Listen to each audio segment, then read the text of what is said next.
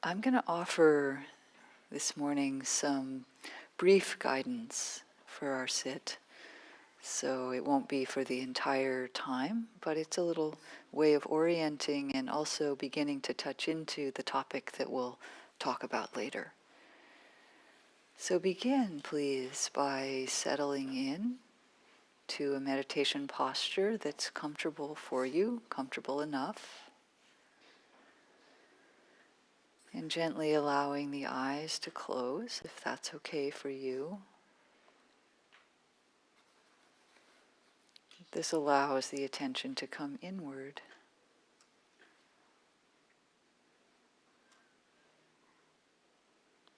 It's useful at the beginning of a sit to pay some attention to your posture. It's not the same kind of sitting as you do in your chair for the computer, for example, or sitting at a table to eat. Or if you're on the floor, it may be an unusual posture for you.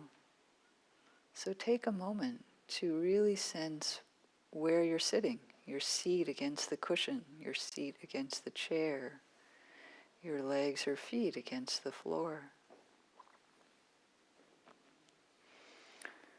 The general idea is to be upright and relaxed. It's easy to be relaxed and not upright.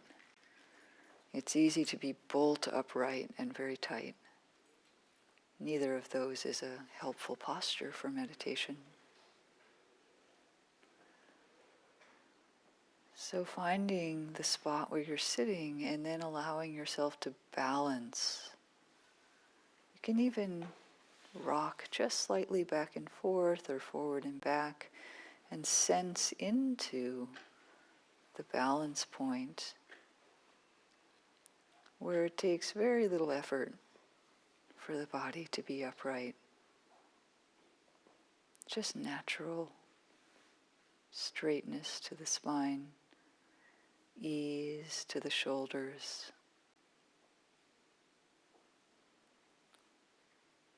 I sometimes see it like a sea plant that's anchored to the sea floor and just rises naturally in the water, buoying it upward.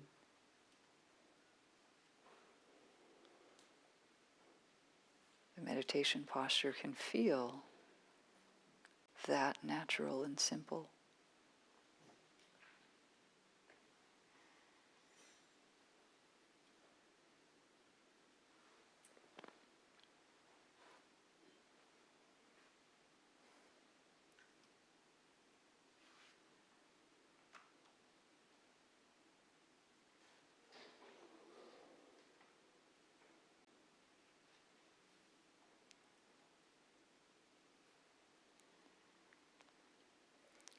Sensing into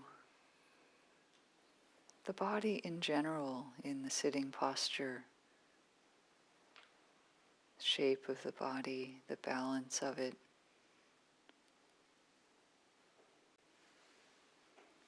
Softening the body around that central straight core.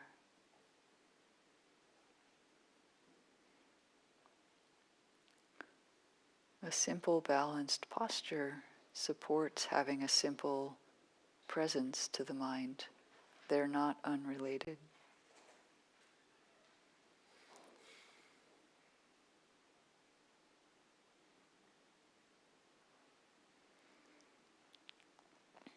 And then turning the attention gently toward the simple sensations of breathing, breathing in, breathing out. Natural breath, we don't make it into anything, just how it is.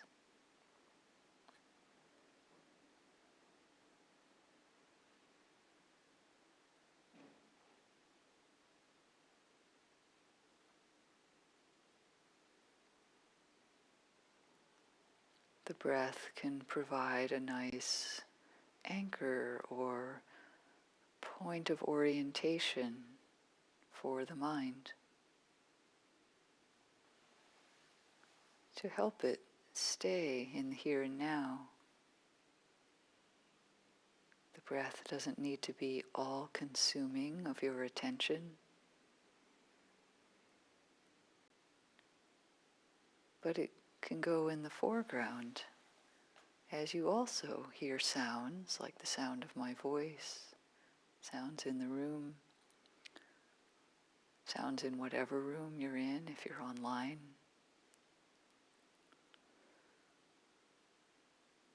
You may also have other body sensations.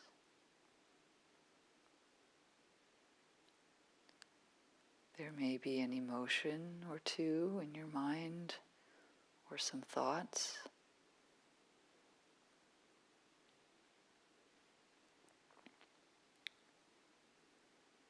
These are all fine.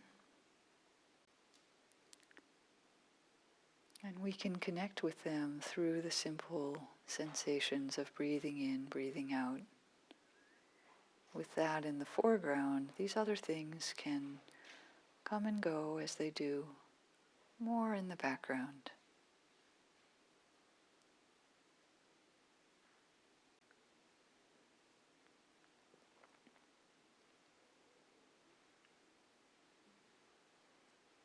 The quality of mindfulness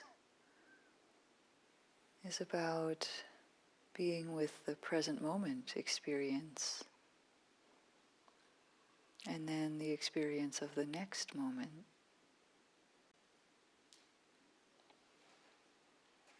And the next, here and now.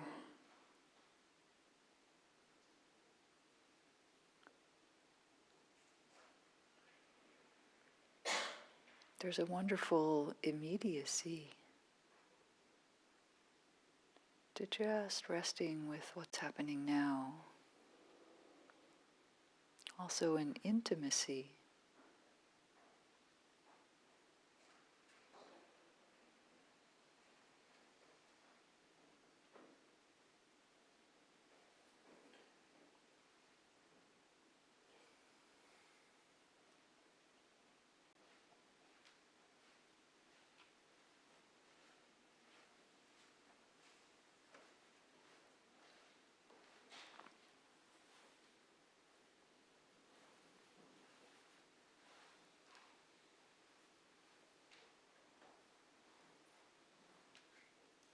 When the mind picks up a thought and gets lost into that world, following the ideas along, it's not really in the present moment anymore. It's entered a different realm.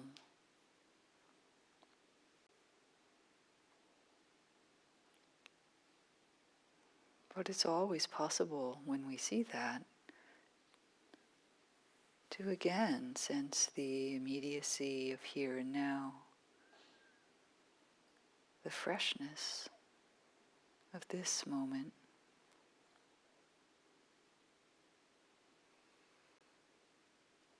We can even enjoy that and be curious about it.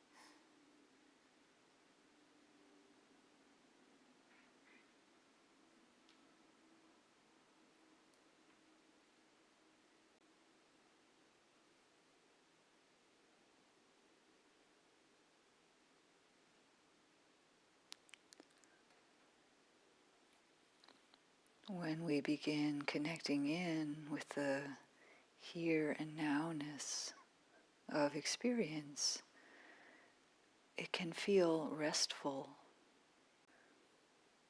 The mind is so tired from wandering all around the thought realm much of the day. To arrive here.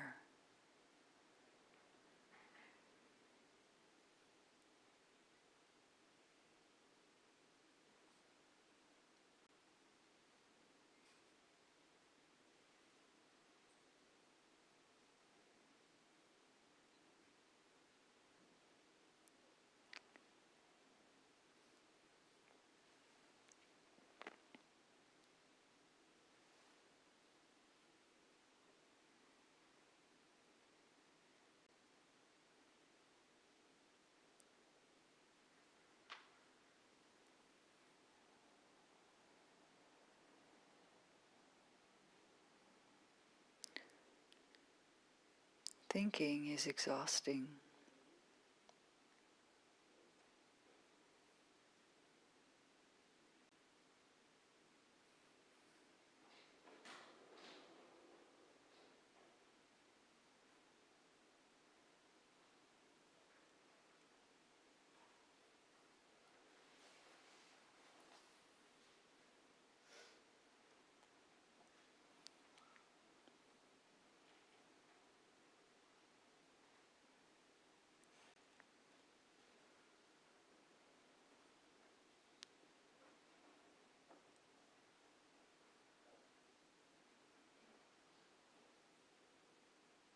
And I'll invite one more dimension before we settle into silence together. And that is that when the mind does settle in, become somewhat more still, we can tune in to a very natural flow that is present in experience.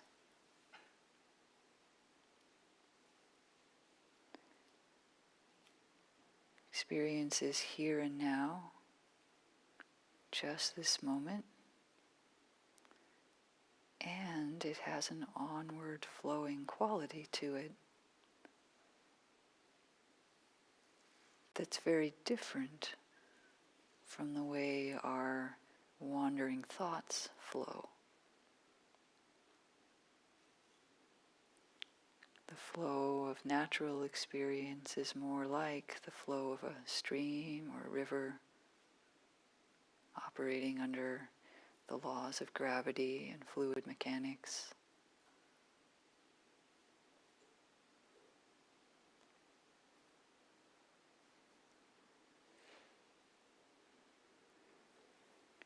Can we sense that there is the here and now, the immediacy, and a simple onward flow that is also relaxing to enter into?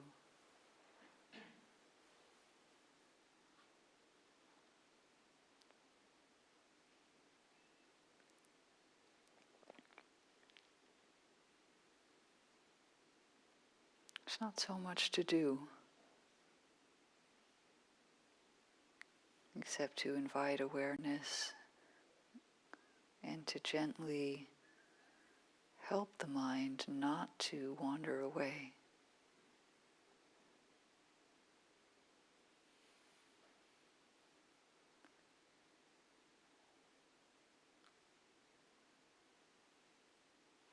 So allowing yourself to abide in the here and now with its onward flow.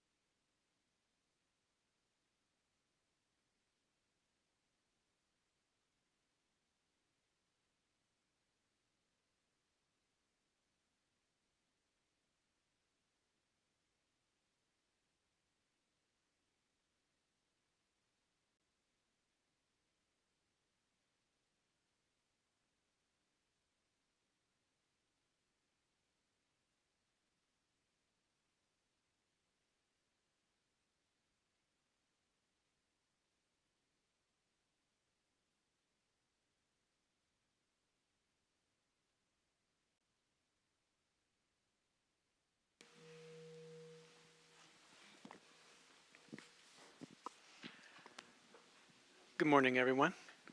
Welcome to IMC. Are there any announcements?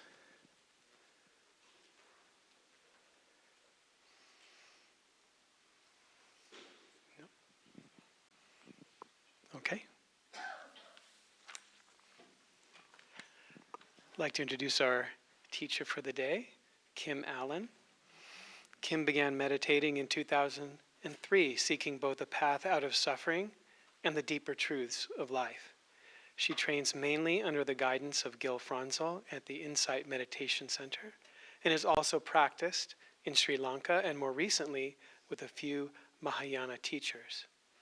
Kim was drawn early on to long retreat practice and has sat cumulative 3 years of retreat.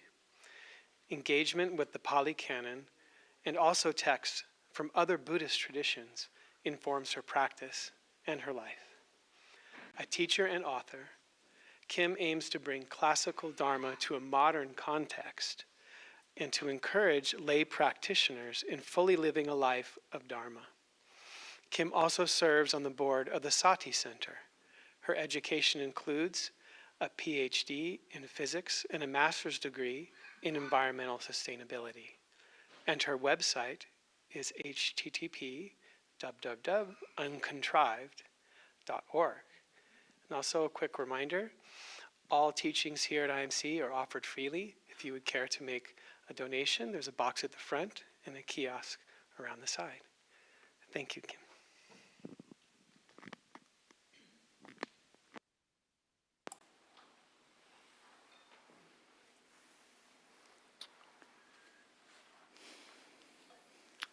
So, in this scene, let's say, we often use this word dharma or dhamma. And, for example, probably many of you are here because you heard that there would be a dharma talk this morning. Or maybe some of you say that you practice the dharma. You're a dharma practitioner. And some people are inspired to live the dharma or embody the dharma or realize the dharma. Maybe we've come to see the dharma as a refuge in our life in some way. But what is the dharma? Do we know? Are we clear on what that word means to us or how it was used in Buddhist teachings? And it's not that there's one answer to that question. There's actually many different meanings of the term dharma, even within the Buddha's dispensation, let's say. There are a lot of different meanings of it. So it's very multifaceted. And of course, for each of us, there may be different aspects of it that feel most relevant or most prominent at certain times. So today, we're going to explore different dimensions of the Dharma, of what this can be, that can help to deepen our understanding and our experience of the path toward liberation. So we'll talk about it in a way that is supportive for practice. So that means that we're not going to try to be exhaustive. It's not academic definitions of this kind of thing, which would be hard to do anyway, to exhaustively define what the Dharma is. But it's more of an invitation for you to, as we explore the topic, to consider which dimensions feel most relevant, most rich, most immediate, most inspiring for you at this time. What is drawing your interest or your engagement with the Dharma, whatever that is. So, but just to start, with some orientation, one of the key meanings of Dharma is the teachings themselves. So the teachings of the Buddha, sometimes called the Buddha Dharma, for example. It can also mean, Dharma can also mean the particular experiences that we have, such as some mind state that's happening right now we would say that that is a Dhamma or a Dharma passing through the mind. There's a whole area of practice called mindfulness of the Dharmas. And that means mindfulness of the different mental mind states that we have coming through. And maybe a large meaning of the word Dharma is that it can simply mean nature. So it refers not just to the experiences we have, which are part of nature, unfolding in our being, but it also refers maybe more subtly to the underlying natural laws that are operating as we experience life. How life unfolds, in a sense, is also Dharma. So the Buddha himself described the Dharma, or the Dhamma. Dhamma is the Pali word, Dharma is the Sanskrit word. I'll probably mostly say Dharma today just because it's a little bit more common that we use that term, although sometimes it's understood in ways that are a little bit there are more popular meanings of the term Dharma, let's say, that are not maybe part of this branch of Buddhism. But anyway, the Buddha described the Dharma with a series of phrases. So, and these phrases, they're kind of succinct. These phrases are now chanted in monasteries every day as a way of praising or celebrating or reflecting on the beauty of the Dharma. And some lay people also do this chant or this reflection. So it's really for all of us. The words go like this. The Dharma is well expounded by the Blessed One, visible here and now, immediate, inviting being seen for oneself, onward leading, and to be experienced personally by the wise.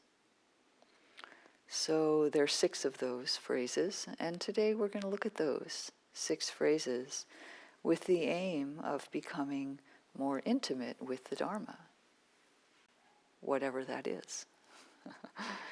So touching into these qualities through practice is known to support inspiration and wisdom and inner strength. Direct experience of these Dharma qualities, so not only reflecting on them, but actually having direct experience of them, can deepen our practice quite a bit. So it's important also that they get pointed out. So what is special about these 6 qualities? Why should we pay attention to them, as I'm suggesting today? So I'm not just making it up. There are actually teachings from the Buddha in the discourses that we have where he offered these, reflecting on these 6 qualities as a form of practice. It supports our development. And specifically, I'll read you a quote in a moment, reflecting on these 6 qualities is said to lead to, it's a set of qualities that don't have an official name, but if we were going to name them, one teacher has called them the well-being cascade, which I like quite a lot. Another teacher has called them the gladness pentad, which I like also. So take your pick. They have different flavors to them, don't they? But I'll read the quote. This is from the teachings of the Buddha. You should recollect the teaching, the Dharma, in this way. The Dharma is well expounded by the Buddha, apparent here and now, immediate, inviting one to see for oneself, onward leading, to be experienced personally by the wise. When a noble disciple recollects the Dharma, their mind is not full of greed, hatred, and delusion. At that time, their mind is unswerving, based on the Dharma. A noble disciple whose mind is unswerving finds inspiration in the meaning and the teaching, and finds gladness connected with the teaching. Here's the beginning of the cascade. They find gladness connected with the teaching. When they're glad, joy springs up. When the mind is full of joy, the body becomes tranquil. When the body is tranquil, they feel happiness. And when they're happy, the mind becomes immersed in samadhi, or concentration, or unification. So that's the 5. gladness, joy, tranquility, happiness, and samadhi, collectedness or unification of mind. That's pretty good in and of itself. But then the teaching goes on, and other teachings also affirm that beyond samadhi, we have clear seeing, we have insight, and liberation. So getting in touch with these 6 qualities is not trivial. It initiates a sequence that unfolds along the path all the way to liberation. So these different aspects of the Dharma, even though they're listed as a set of 6, they're pretty interrelated. So we'll kind of weave them together as we talk. But I guess the first one, is I've reflected on these in my practice a fair amount. And the first one, it has a way in which it kind of stands on its own. So that's the one that's well expounded by the Buddha, or the Blessed One. I'll give you the Pali also as we're going along, for those of you who are interested. So this one is Svakato Bhagavata, well expounded by the Blessed One. And when I reflect on this one, I see both a wisdom side and a heart side to it. So we can observe that the teachings are well expounded through the fact that they work. Following the instructions does indeed lead to beneficial results. I'm guessing that most of you, if not all of you, have seen that to some degree. That's why you're here. When we do mindfulness practice, that's the basic instructions that we start with here in this tradition. We do this, and sure enough, we become less caught up in certain kinds of reactivity. We have less stress in our mind. We have more awareness during the day. We become kinder. We see some result. So it works. So the Dharma is well expounded. These instructions from so long ago, still effective. And then that can kind of open to a more heart side, actually. Look at the staying power of the Dharma over millennia. Millennia. The Buddha saw so deeply into the human condition and stated so clearly what the problems are, how we can overcome them through practices that we can do with our level of understanding, and how these practices free the heart from suffering. He saw so deeply that he could say that in a way that's still relevant now. Thousands of years later, 2,600 years later, in a different culture across the world. It's amazing. And for me, this evokes wonder, it evokes devotion, respect. So this first quality is about Dharma in the first way that I mentioned it, Dharma as the teachings of the Buddha. And they're well expounded, and they're beautiful. Reflecting on this can bring about, I'm smiling as I say it, gladness, right? Just like the sutta said, wow, so glad the Buddha taught. And if we stay with it, the mind can settle down. So then the next 2 qualities out of these 6 are about homing in on the present moment. They're really about getting the mind away from its busyness, distraction, past and future, into the present moment. And they are visible here and now, or apparent here and now, and the Pali word for that is sanditiko. Diti is the word for see. So visible here and now, and immediate, and the Pali for that is akaliko.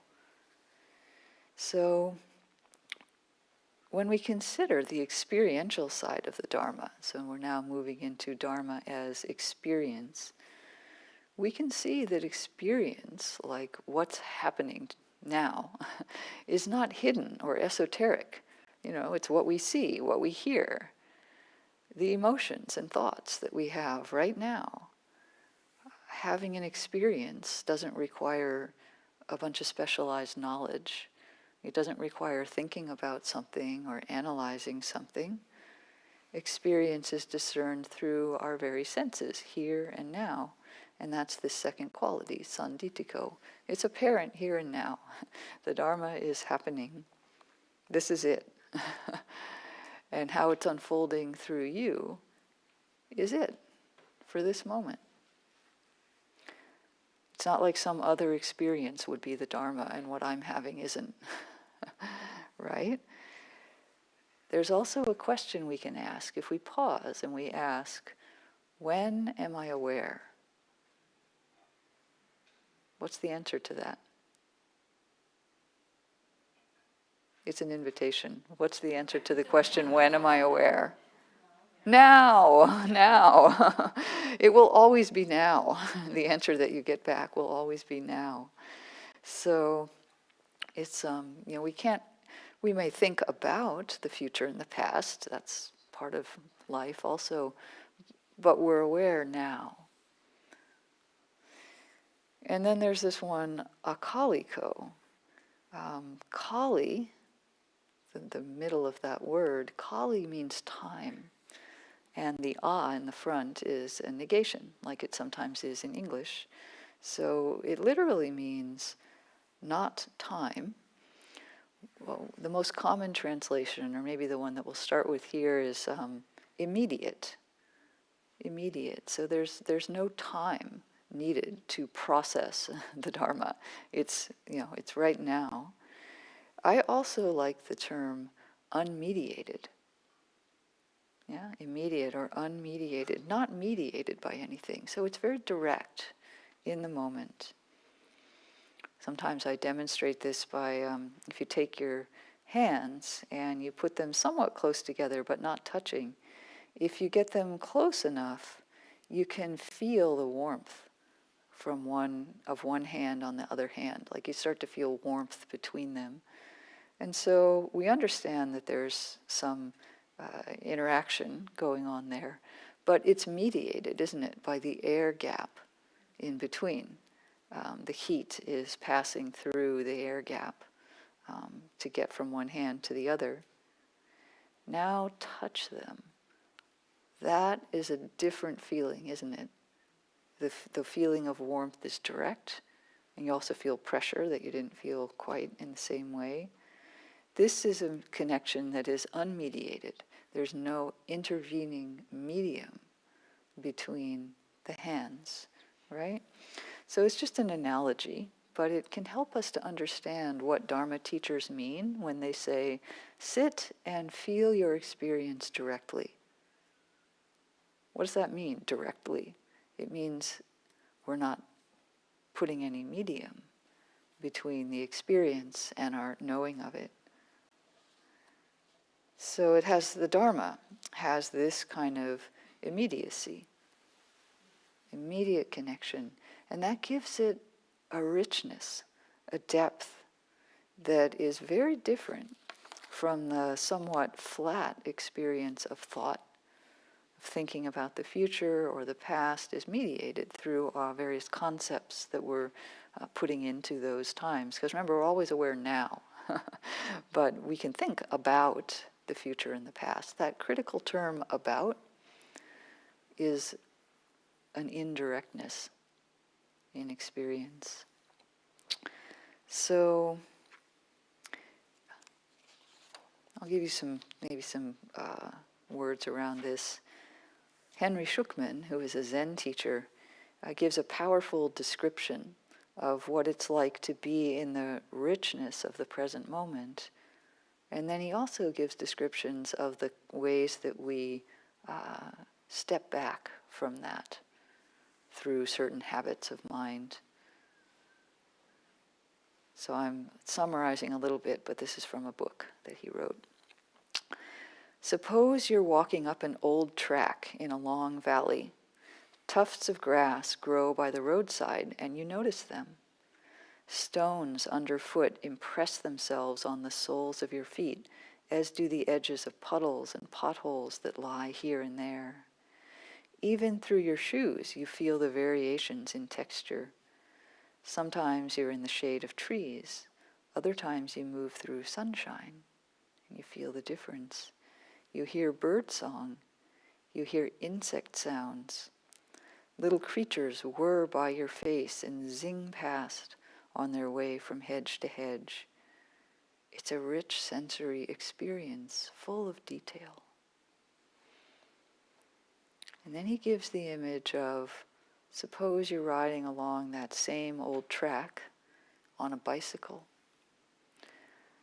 You don't feel the variation in the ground quite as much because your tires are just bumping along and they smooth things out.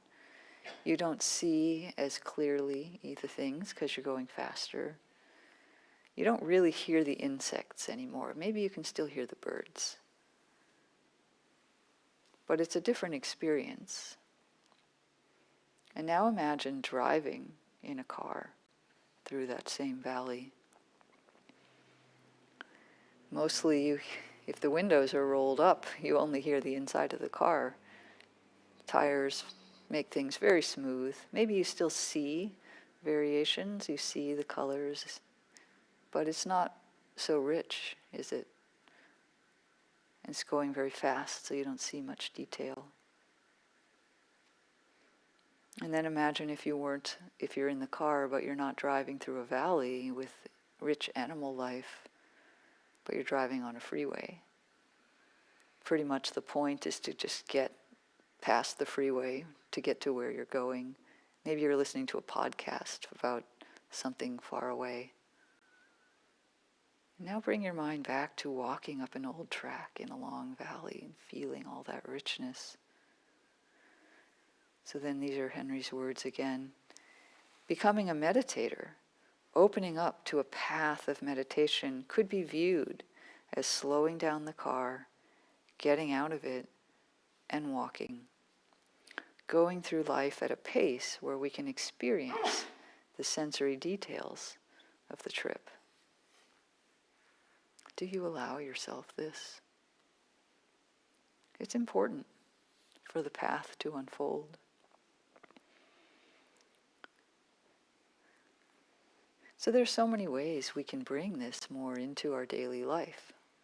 This quality of the Dharma, of here and now and immediate. One of them is to eat a little bit slower, mindfully taste the food that you're eating. We eat every day. I'm guessing everyone here eats every day. And we could really slow down a bit and notice the texture, notice the different tastes, not with the idea that we're getting lost in them, but that we're noticing more detail. We also touch a lot of things during the day. It's interesting to mindfully touch familiar things. Like, what is a doorknob really like? You've already touched a number of doorknobs today, I would guess. If they're metal, they tend to feel cool. If they're wood or plastic, they don't feel as cool. They're actually all the same temperature.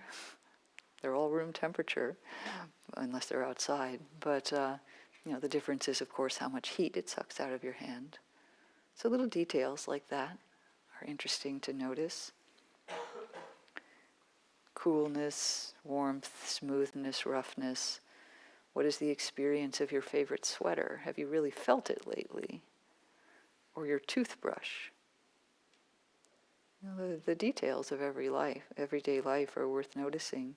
We can make ordinary walking into walking meditation. Feeling the sensations of our feet, legs, muscles, balance as we walk from the car to the building. It's a moment to be mindful, not just to get into the building where I'm trying to go. So when we open the mind up to the immediacy of what is happening now, we can really feel a new quality open up, a quality of freshness or vibrancy if we're paying attention. Maybe potentiality almost. It's an interesting side question whether we're willing to do that. I describe this with some interest, and you might feel interested, but are we actually willing to experience things directly? We might easily say yes. Yes, I want that. But I don't know. Often there are underlying qualifications in our mind, like I'll experience this if it's pleasant, or I'll experience this if certain unpleasant aspects of it are not there. And if those are there, I'm out of here. not going to experience that one directly. What if you couldn't choose? In the Dharma, we don't wait to see if the moment is pleasant before we show up for it. We show up first and see how it is. This is an important part of practice, is cultivating this willingness to be here for how things really are. This is quite a deep Dharma quality. It touches into the quality of saddha, usually translated as faith, but could also be trust or confidence. It's a little vulnerable to be available to this moment before we know how it's going to be, before we know what's coming. And that's part of the practice, is to move toward that willingness, that availability. And when we're willing to meet experience with this kind of confidence that we can meet it, we actually initiate a whole different unfolding of life than if we meet experience with a little bit of qualification. Is it okay? Maybe. Or fear? I don't know. So I'm not saying we can just snap our fingers and be completely willing to be here. That's a practice. But cultivating mindfulness throughout the day does get us to that. And when we're able to do that, we come in contact again with the freshness of the moment, the vibrancy of life. Sometimes it's painful, and sometimes very pleasant. And a lot of the time kind of neutral. Right? So, but are you willing? So, we've talked about how the Dharma is right here, this immediacy of here and now, sanditiko and akaliko. And then the next two qualities of the Dharma are different. They shift into how the Dharma flows along, how it moves. Those are inviting, being seen for oneself. There's some multiple things for that, that it could be in English, I'll say in a moment. But the Pali word is ehipassiko, and then onward leading, which is opanayiko. So ehipassiko, this is a very interesting term. It literally means, like ehi and passiko, ehi is about coming, and passiko is also like seeing. It's very similar to diti, like in sanditiko. So ehipassiko literally means come and see. Come and see. It could also be translated as inviting interest, or curiosity, or wise investigation. And my favorite translation of this word these days is beckoning. Beckoning. The Dharma has a beckoning quality to it. So this term also has both a wisdom side and a heart side. So the wisdom side that you'll often hear, it's more common to talk about that, this come and see idea, is a sense that we need to see for ourselves. The Dharma is something that we can see for ourselves.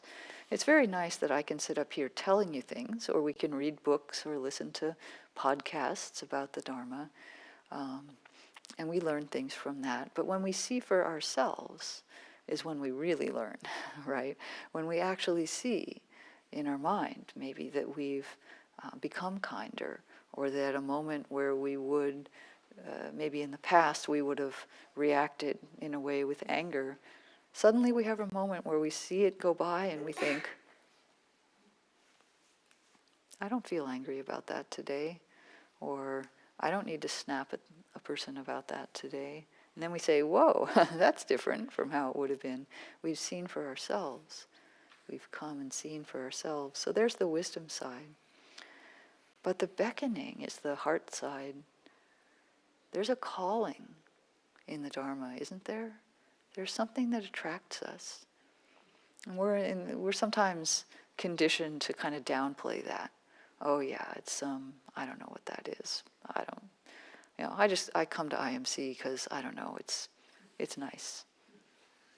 But isn't there something in your heart, sometimes, and for some of you maybe, that's really a kind of a deep yearning, a calling, a beckoning?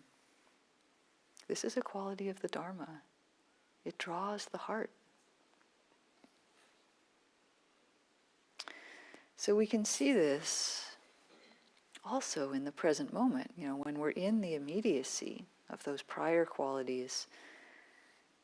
Is it the case that there's also a subtle movement to the moment? Yes, there's the here and now, just this.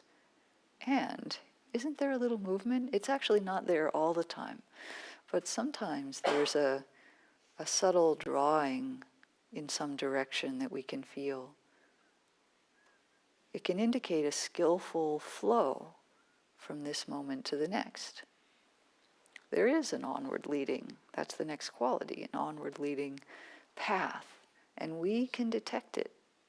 We have the ability, if we're present enough, to detect the flow of the path, which is different from the flow of what our will is doing. I want to do this, I want to do that, I've got to create this, I've got to look like that.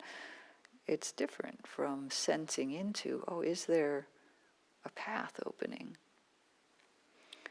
So I want to offer some images that can help us sense into this notion of onward leading, or opanayiko. That's the fifth quality. So we have the beckoning, ehipassiko, and then what we're beckoned to is opanayiko, this onward leading quality of the Dharma. So specifically, the Buddha used various water images in his teachings. He used quite a lot of them, but I'm just going to highlight two of them that help us understand something important about this onward leading quality that I'm trying to point to here. So the first water simile is the idea of a flood. A flood. And in this one, I'll just read one possible flood image. There's several. But this one is a conversation the Buddha has with a deva, one of the heavenly beings. And the deva says, "How, dear sir, did you cross the flood?" And the Buddha says, "By not halting, friend, and by not straining, I crossed the flood." "But how is it, dear sir, that by not halting and by not straining, you crossed the flood?" "When I came to a standstill, then I sank. But when I struggled, then I got swept away. It is in this way that by not halting and by not straining, I crossed the flood." So the term flood, of course it's an analogy. It does refer to a specific list of three that the Buddha named as sensual desire, becoming or identification, and ignorance. But it wouldn't be too far off to just name the flood as dukkha in the mind. So dukkha being suffering, struggle in the mind. So all the ways, essentially, that greed, hatred, and delusion can overwhelm our mind. It's the reason it's called a flood, right? Has anyone experienced their mind being flooded by something that wasn't helpful for it? Anger, for example, envy, wanting, sadness, depression. These things come in, anxiety. So we can get overwhelmed. And the question is, how do we cross that? So crossing over the flood is about getting to the other side of these floods, where we can stand on dry land and feel calm, peaceful, at ease. It doesn't mean nothing bad ever happens or nothing is unpleasant, but we're able somehow to be steady with that, right? We're on the dry land again. And it's interesting that the method is one of balance, right? Neither pushing forward nor staying in place. If you've had the experience of crossing a swift river that comes up to your thighs, you might understand this, right? If you just stand still, you're going to lose your balance eventually. So you have to move, but you're not going to just rush across a river like that, or you'll be swept away. And similarly, if we do nothing, we're not going to cross the floods in our mind. There has to be practice, mindfulness, meditation, practice of the Eightfold Path in our daily life. I think if we do nothing, it'll pretty much just stay as it is.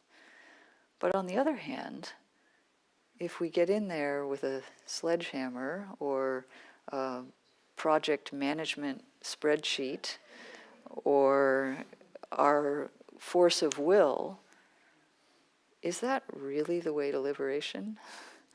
No.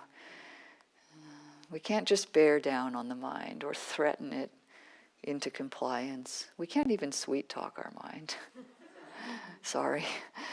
But there is a method, right, that's kind of the middle way between those. There's practice, there's being clear, there's being kind. All the practices that the Buddha offered of mindfulness, it's a more mature process of allowing the mind kind of to be as it is, but also guiding it, right? Kindly but firmly orienting it toward what is wholesome, what is helpful, what is beneficial, what is actually onward leading. So as we do this, of course, the mind does respond, right? The Dharma is well expounded, it works. So that the mind will move toward becoming more wholesome. Some of you have seen this in your practice. And so then we have the image of the stream. Very different water image, also a water image. We need to cross over the flood because those waters are dangerous. But a stream is something that we can enter into, something that we can allow ourselves to get wet with its fresh, cleansing waters. And maybe the stream will even flow all the way to the ocean if we let ourselves get in it. Very different idea, right? So the Buddha paints this picture of natural flow. Just as when rain pours down in thick droplets on a mountaintop, the water flows down along the slope and fills the clefts, gullies, and creeks. These being full, fill up the pools. These being full, fill up the lakes. These being full, fill up the streams. These being full, fill up the rivers. And these being full, fill up the great ocean. And then he says what the analogy is about in practice. So too, with suffering, with dukkha, with a flood as proximate cause, there is faith or trust in the process. With trust as proximate cause, get your ears open here, there is gladness. With gladness as proximate cause, joy. With joy as proximate cause, tranquility. With tranquility as proximate cause, happiness. With happiness as proximate cause, samadhi. That's the same 5 that we heard earlier in the well-being cascade. And then onward from there to clear seeing, to insight, to liberation, as in the other case. So in our practice, we're making a shift from flood to stream. When we learn how to cross the floods well enough, we understand that balanced process, neither straining nor standing still. We actually discover that the floods can become streams that we can join, eventually flowing to the ocean. And opinayiko, this quality of the Dharma, is this onward leading flow. It's the flow of what is wholesome, not the flood of greed, hatred, and delusion. It's the flow of non-greed, non-hatred, non-delusion, patience, kindness, mindfulness, samadhi, all the good qualities of heart and mind, compassion, wisdom. So the floods, which are things like our discursive thoughts, our wandering ill will, our anxiety, those things don't go to the ocean. I think you've seen that in your own mind probably. They don't really go to the ocean of freedom. But there is a beautiful and wholesome current in the mind that we can pick up. And when we get a little bit quieter, we can sense that. If we're not quiet, if we're just busy, busy, busy, we can't feel where that current is, where that stream is, where that flow to the ocean is. But if we allow ourselves to settle back, to be mindful, to be available, to allow the immediacy and richness of experience, we can detect it. Anybody can detect it. It's there to be detected. So it's interesting, right? We have qualities that emphasize the present moment, like here and now and immediate, and we have this notion of flowing, beckoning and onward leading. We have these kind of balanced pairs. But I think we're meant to see those not as somehow opposing or contradictory in some way, but as going together. You know, the immediacy of the present moment doesn't lock us into just this one tiny little sliver of reality. There's a bigger context. There's a flow from here to the next moment in a wholesome way. It is only now. But the next moment, there's another now, right? And to get from one to the other, we can do this flow. The Thai teacher Ajahn Chah used to say to people, have you ever seen still water? And, you know, these are a bunch of Thai people gathered around him at his monastery, and they would say, yes, Bhante. And he would say, well, have you ever seen flowing water? And they would say, yes, Bhante. And he'd say, have you ever seen still flowing water? And there might be a pause. But if you've meditated quietly and sensed into this flow, you would say, yes, I have seen still flowing water.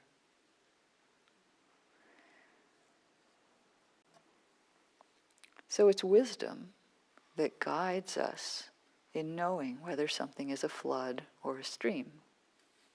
We need wisdom to sense which is which. We don't always know. Fair enough, we're not totally awake. We don't always know whether the mind is wholesome or unwholesome, going in a good direction or not.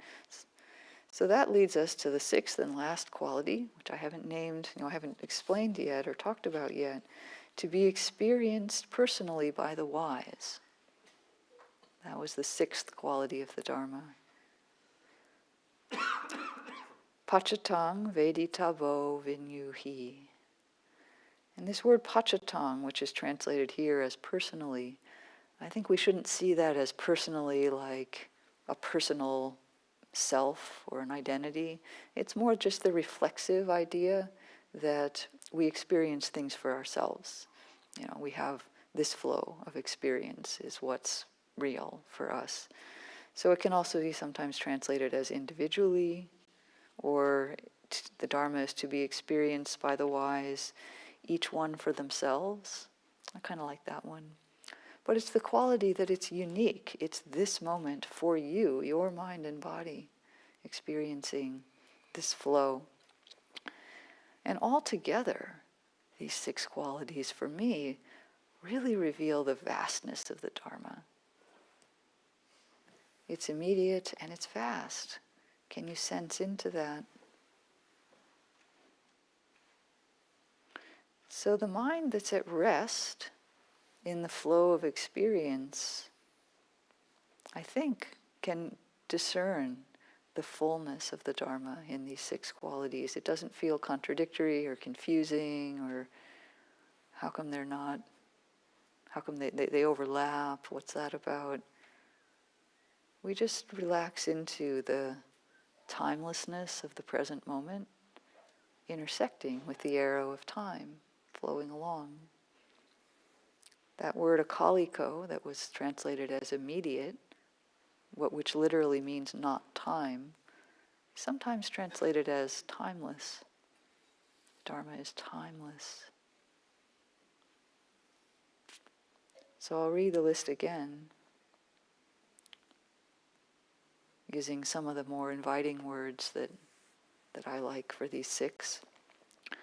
The Dharma is well expounded by the Blessed One, visible here and now, timeless, beckoning, onward leading, and to be experienced personally by the wise. So awareness of these six dimensions helps to bring them forth, helps you to feel them in your own experience. And it also evokes wisdom and heart qualities and everyday mindfulness. So my wish for all of us is to be blessed by this refuge of the Dharma and to feel our appreciation of these six beautiful qualities. Thank you.